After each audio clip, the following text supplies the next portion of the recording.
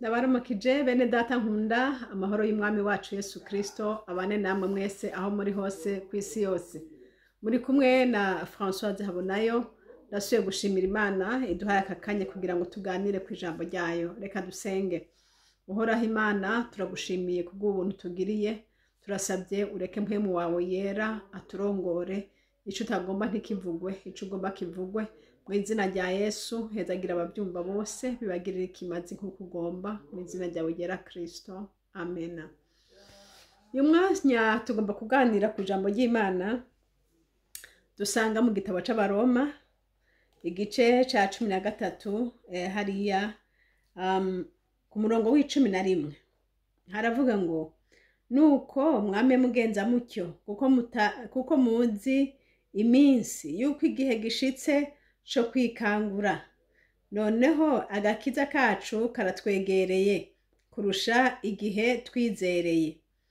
Ijoro rirakuze bugira buce, nuko twiyambure ibikorwa vy'umuzimagiza, twambare ibigwanishwa vy'umuco, tugendane ingeso nziza nk'abagenda ku murango, tutadandahirwa, tutaboregwa, tudasambana, tudakora ivy'isoni nke, tudatongana, tutagira ishari, ariko mwambare umwami wacu, umwami Yesu Kristo, kandi ntimubabare ivy'umubiri ngo mukore ibyo wifuza. Imana ishimwe. Aya n'amajambo tumenyereye. Uyu mwanditsi yaravuze ngo nuko mwame mugenza mutyo kuko muzi iminsi yuko igihe gishitse co kwikangura.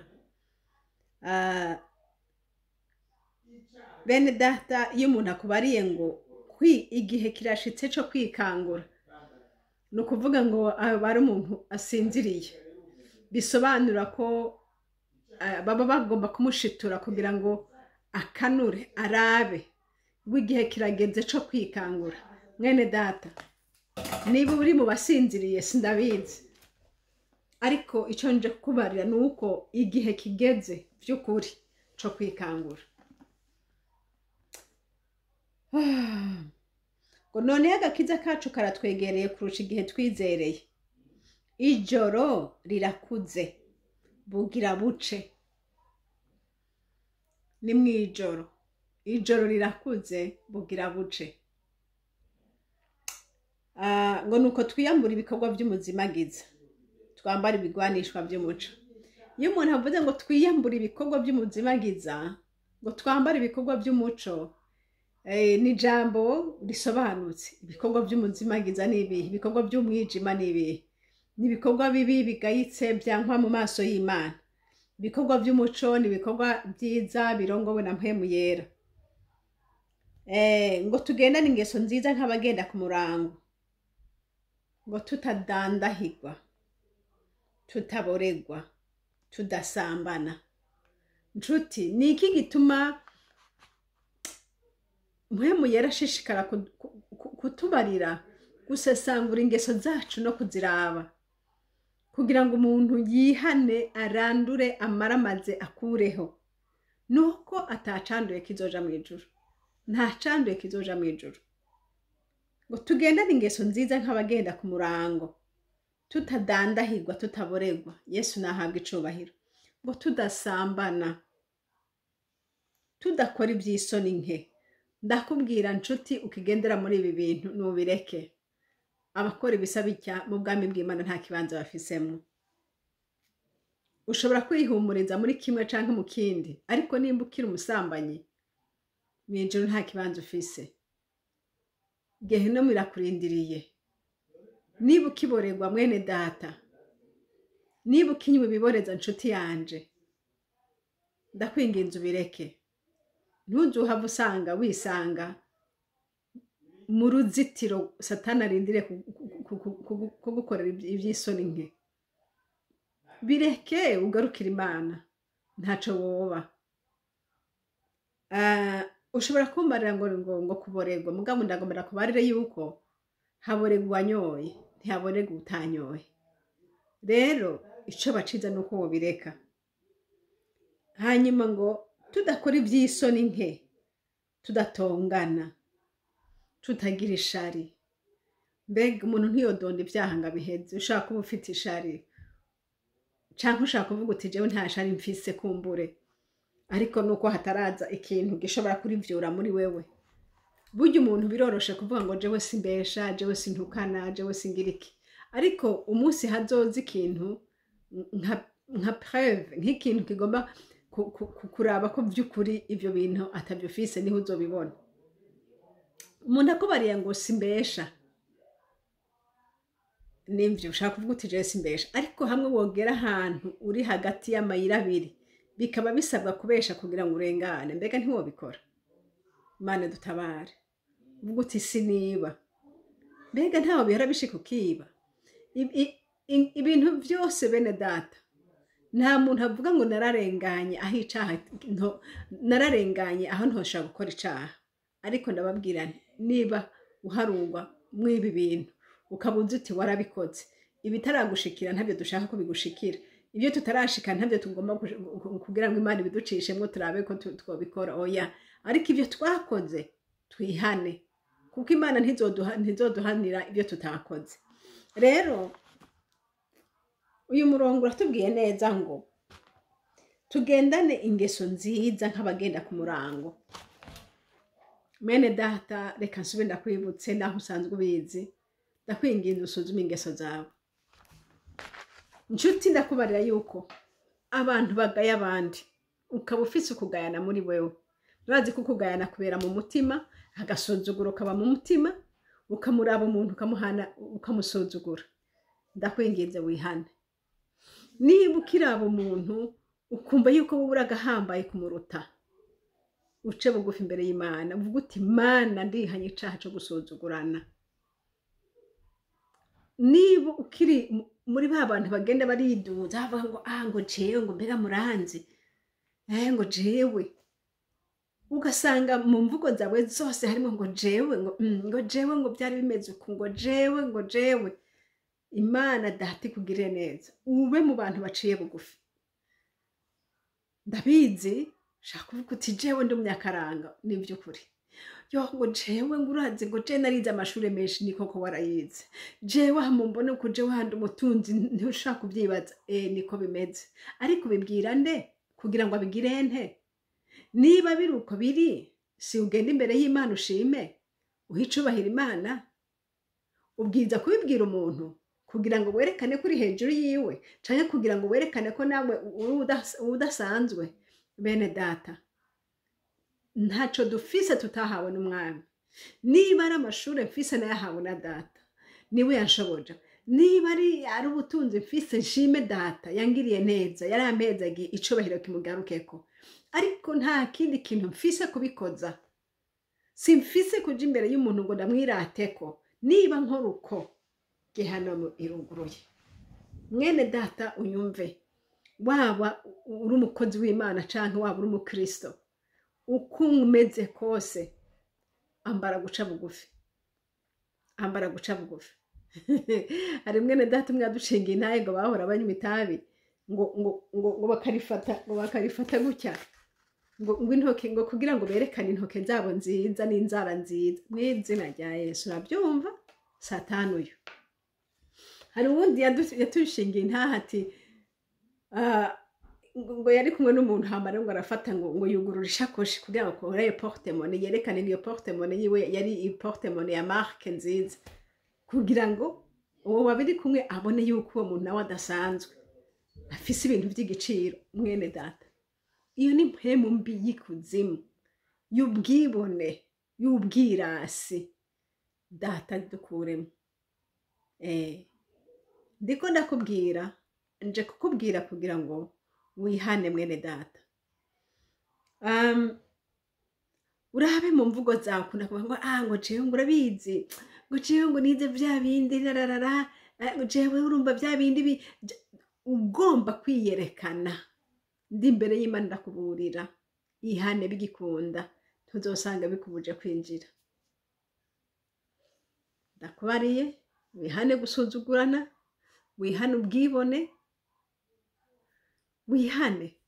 Ijambo ry'Imana kandi ratubwira ngo ngo ku ruhande rwacu ngo nimba bikunda ngo tubane n'amahoro n'abantu bose. Nawe uri umuntu utanga amahoro, uri umuntu wifuza kubana amahoro n'abandi,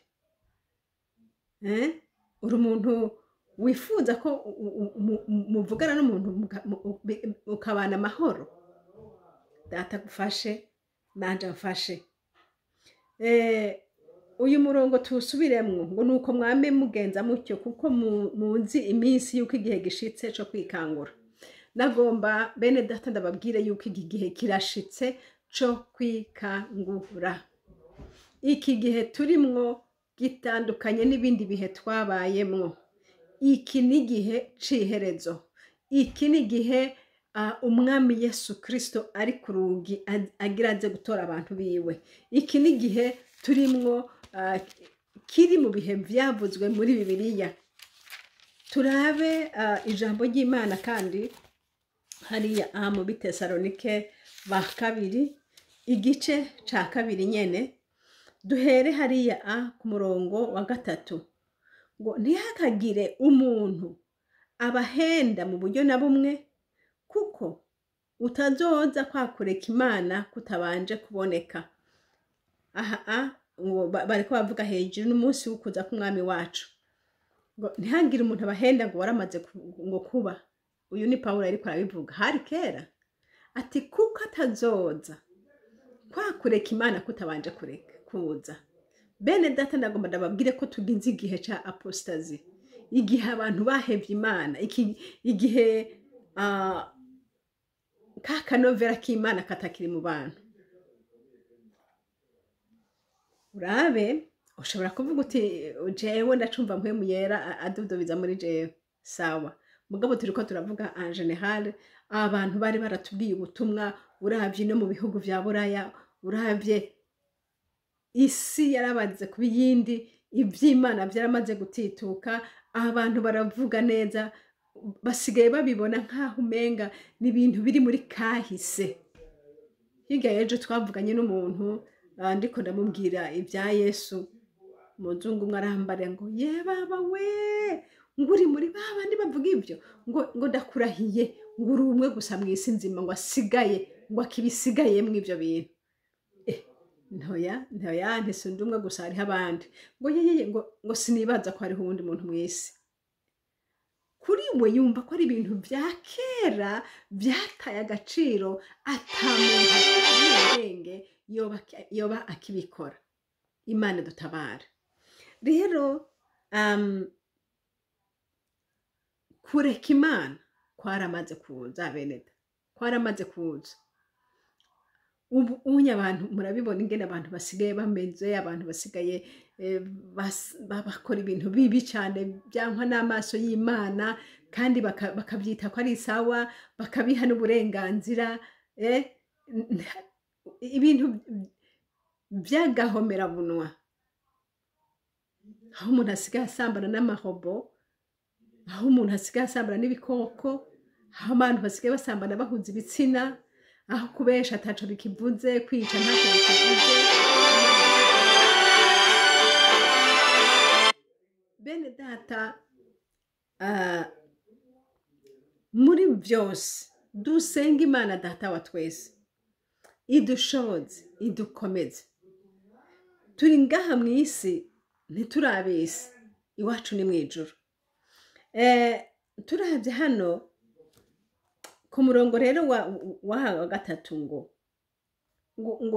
uwo munsi ntuzoza kwakureka Imana ngo kutabanje kuboneka, ngo kandi wa muntu w'umugarariji atarahishurwa. Wa muntu w'umugarariji atarahishurwa, ngo Yesu ntazoza atarahishurwa. Ni ukuvuga ngo umunsi w'ukuza k'umwami wacu ntuzoza wa muntu w'umugarariji atarahishurwa.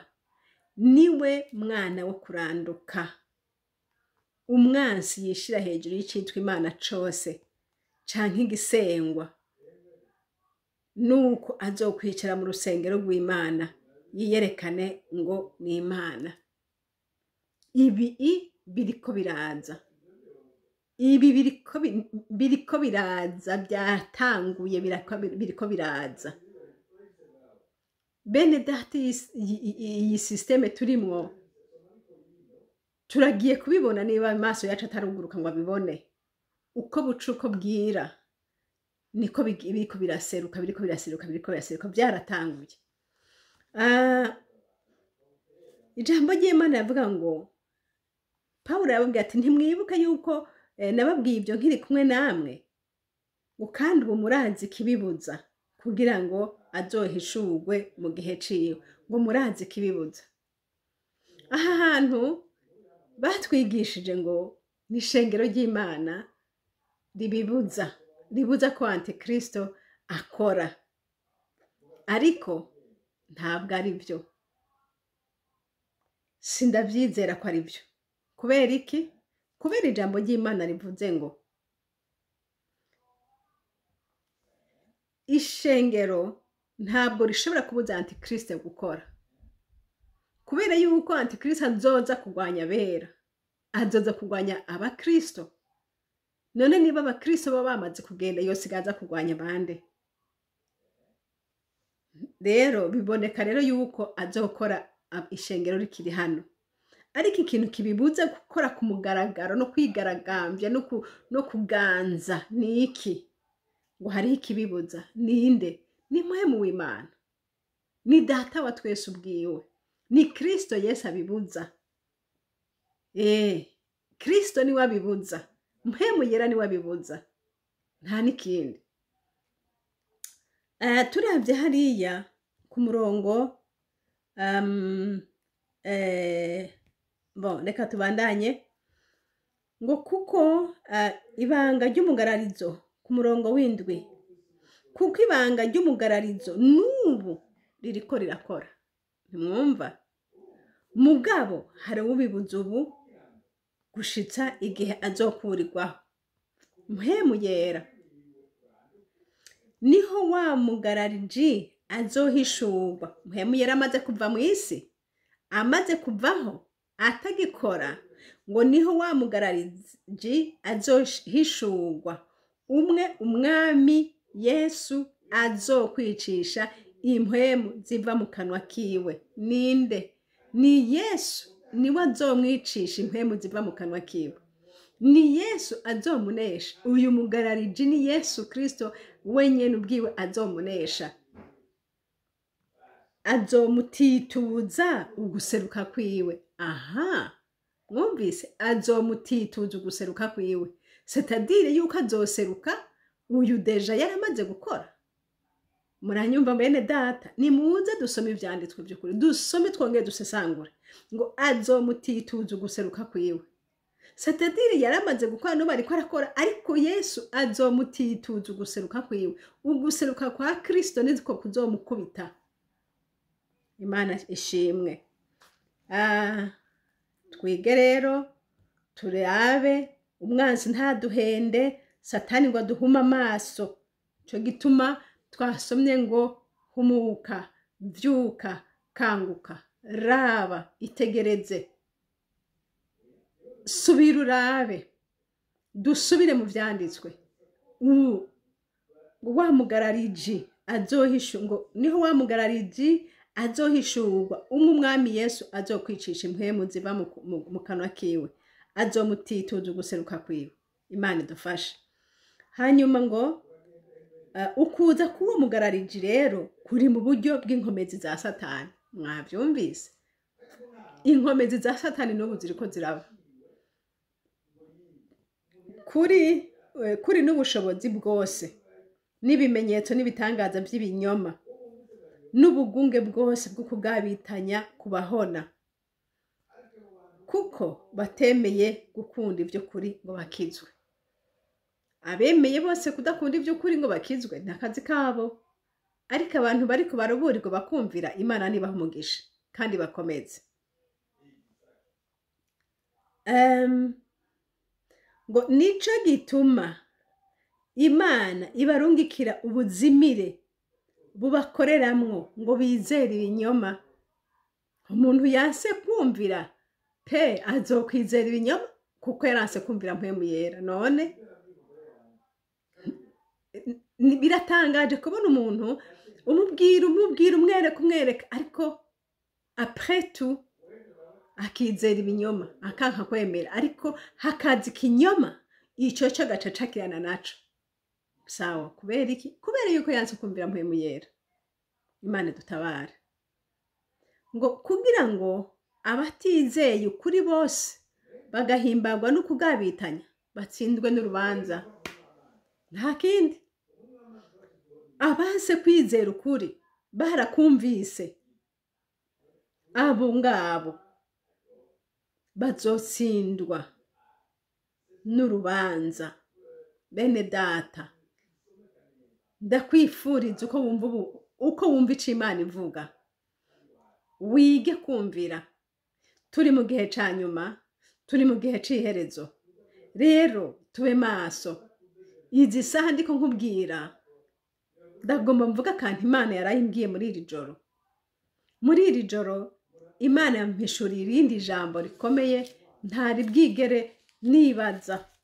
Nahora nibaza gusa ngo mbega bizogenda gute, nsenga Imana mpishurira mbwira Mana none ca kidodo wamutubwira yakashe uvuga niyihe, ca kimenyetso uvuga nikihe. Ijambo ry'Imana ryaratubwiye muri Apocalypse mu Vyahishuriwe Yohana 13 hariya ku murongo wa 16 na 17 na 18 ngo ico gikoko ngo gitanga ikimenyetso. Inga tuhasome neza turabe ingene havuga ngo kigera ko aboroshe abahambaye. 16 ngo gitegeka ko. Gitegeka ni ordre. Gitegeka ko bose aboroshe abahambaye, abatunzi, aboro, abidegemvye n'abashumba bashirwako ikimenyetso ku kiganza c'iburyo canke mu ruhanga. Ndagomba ndababarire ingene Imana yampishuriye iki kimenyetso gishirwa ku ruhanga. Narindyamye uyu munsi maze mbona umuntu ashize ikete imbere yanje. Iryo kete rero nkagenda ndarisoma ariko rikagenda donc nanyarutsa kugira ngo ntibindengana ntabisoma. Rero ntabwo gusoma ngo kandi byari mu Gifaransa ngo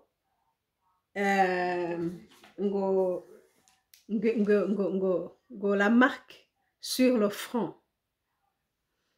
Ngo c'est la loi imposée aux hommes. Havuga ubwo nkiriko aravuga nca mpabwa ya chiffre 6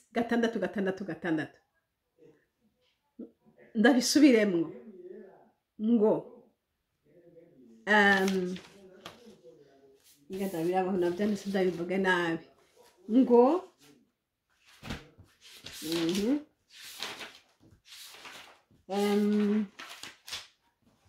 pardon gatoya nabibonye muri iri joro ry'uno munsi itariki 10.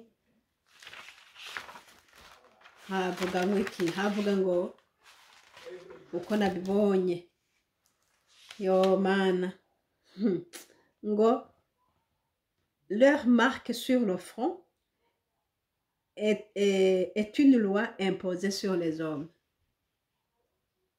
Leur marque sur le front est une loi imposée sur les hommes. Marque sur le front. Ikimenyetso mu ruhanga. Aha ngo ikimenyetso cabo rero mu ruhanga ngo ni itegeko ngo ryashinzwe. Niho rero navuga nti Imana ibi bintu nibiki? Imana ikiransobanurira rero ati ico ni ca giharuro 6. Arambwira ati iki kimenyetso niki bavuga ngo non de la bête, ngo byose ni kimwe n'ibintu bitatu biri hamwe. Mubiravye neza murabibona ngo 17 ngo kandi ko hatagira umuntu yemererwa kugira icagura canke icashora atari uwufise ico kimenyetso. Ngo umuntu afise ico kimenyetso niwe wenyene azafise uburenganzira bwo gukora gushora canke kugurisha. kandi aravuga ati ico kimenyetso rero categetswe ko gihabwa bose, aboroshe n'abahambaye, abagurano n'abakina baki mu bihugu byose, mu ntara zose, mw'isi yose. Ni itegeko ryasohotse. Hanyuma aravuga ati rero ku murongo w'18 ngo aho niho ubwenge buserukira. Ni ibintu biva ku Mana, nta wundi yo bisobanura, n'ubwenge bw'Imana. Ngo uwufise ubwenge naharure igitigiri c'ico gikoko. Ngo ni igitigiri c'umuntu. Ngo igitigiri caco na 666. Uravyumva? Ico kintu, ico kimenyetso ngo nico zina rya ca gikoko. Ico kimenyetso nico zina canke igitigiri c'izina ryaco. Kuri nimero 17 ku murongo w'17. Ni kuvuga ngo ico kimenyetso ni izina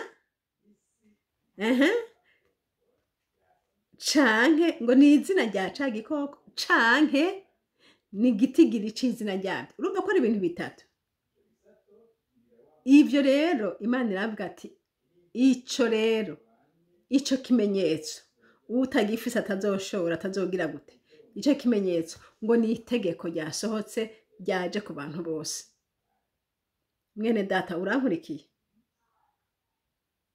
Nkiriko ndavyumva gutyo niho rero iyo chiffre yaciyiza.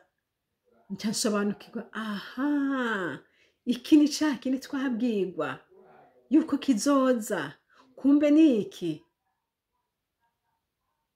Ndabivuze nirenganire. Nari kugoma nkabihora mugabo sinobihora kuko data yabimbwiye.